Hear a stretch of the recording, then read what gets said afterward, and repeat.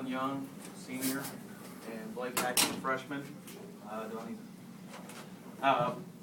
Obviously, great feeling to win a basketball game. Win your last game of the year. Thought we played pretty solid in the first half, and I thought we played really well in the third quarter. And then they made a run on us and started hitting some shots in the fourth quarter, and we hung on, and really did a nice job making some free throws down the stretch, getting a few stops, getting a few defensive rebounds, and able to hold on. It's a great feeling. Just talk about, a huge win. I know that's kind of a tough comeback after a game like Scott County Central, but the kids kind of came out with that fire that you anticipated they were going to have, and it had that lead most of the game, and you all played like you were in control.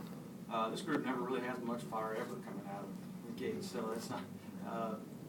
They're a pretty laid-back group, but I've said all year that the thing that bothers me the most about these kids is that they don't come out fired up as much as what I like, but at the same time, when things start, the going gets tough down the stretch, they don't get rattled either. So I was happy that we came out and played solidly in the first half, I thought, and we really played well, I thought, in the third quarter. And kind of talk about that third quarter, because, they really, St. Joe didn't seem to put up too many quality shots. A lot of them were just kind of thrown up, just uncharacteristic, and, they didn't really seem to get any good shots off in the third. Well, I don't know what kind of quality shots. We do a good job playing defense. We understood that Hicks kid was really the way they go, and we had to really try and limit his touches. But even at that, in the first half, it was pretty apparent that we weren't going to be able to limit his touches. We were going to need to come and double him. So we did a good job with that. Then they started making some shots in the fourth quarter, which you figure a good team's going to do. So it's pretty happy we were able to hold on. You guys as players, how much does playing for a school that has been here a lot, has been to some Final Fours and has been in the playoffs as much as you guys have? How much does that kind of fuel you guys?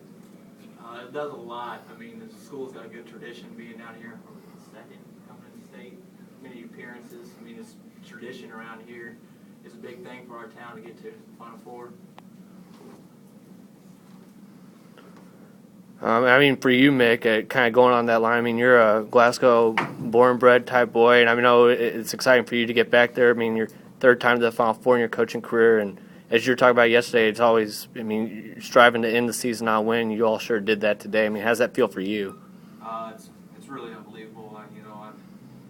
This group was, I could say they probably overachieved. I thought we had an opportunity to really make a good run. 26 wins for this group. With a freshman point guard, we came out of the gate and really played well early in the season. And these guys get along really well. They're a fun bunch to coach. They were a fun bunch to coach. And for me personally, it means more than I can even put into words, because born there, raised there, came back and been to the state Final Four 3 times. It's really indescribable, really. And this one's for you, Blake. Just talk about how big of a difference it was trying to handle Scott County's pressure compared to the pressure you all saw today. Just talk about how big of a change that was for you.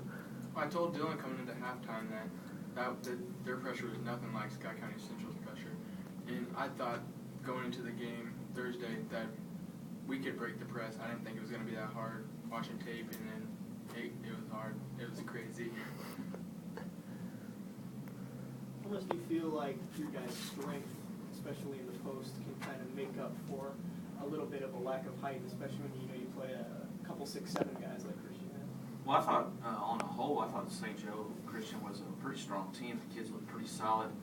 We got some Reed's a solid post defender, but when we play, we a lot of times are the bigger team. So, but today, the Hicks kid is tough. He's a really good player, and then so we just had to be able to muscle him a little bit. But when he catches, he's got such a soft touch, and he makes it awful tough. But as far as our physicality, we're not strong enough. Is my thoughts. I never think we're strong enough. So we have to continue to get stronger between now and next season. And just talk about going from that third to fourth quarter. You all had a pretty sizable lead at the end of the third quarter, and then they made that little run there kind of at the beginning. You had to kind of calm the guys down a little bit, but one more scare in the season, you all were able to kind of overcome it as you always usually do. Yeah, and like I said earlier, they don't get rattled too much. They're pretty poised. We talk a lot about it. We play a pretty good schedule throughout the year that tests us. So I think, again, tonight, just like maybe the sectionals, we had a big enough lead to withstand it. It was getting kind of late. And they hit some shots in the fourth quarter, and really, if it was going to be Hicks getting it inside or them shooting some shots outside, it was going to have to be them shooting some hot shots outside. But then when it got later, we could close out shooters a little bit harder because that's what they needed. They needed the threes. And then just one more, Mick. I mean, kind of talk about the senior over here. I mean, you're losing one senior from this team, but this is one that you're going to be missing a lot. A kid that's probably just about the best at anything on this team.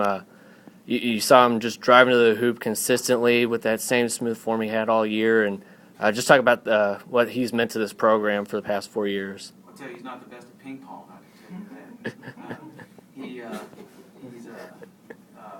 I've been coaching Dillon since he was 6 years old. The league was 8 to 12-year-old Little League baseball, and every time I looked up, Dillon was in line to take ground balls, so and I had to kick him out.